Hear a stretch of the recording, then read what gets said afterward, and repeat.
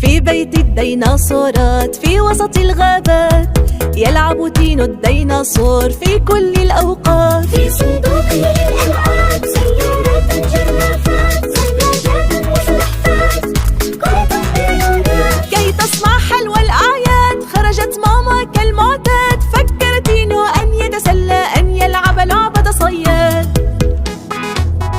بعثر أحذية وجوارب، جلس على إحدى الكنبات، أمسك في يده صنارة وبدأ يصطاد السمكات.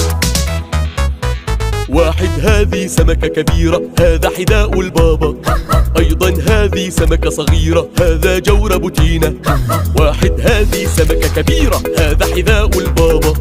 أيضا هذه سمكة صغيرة، هذا جورب تينا.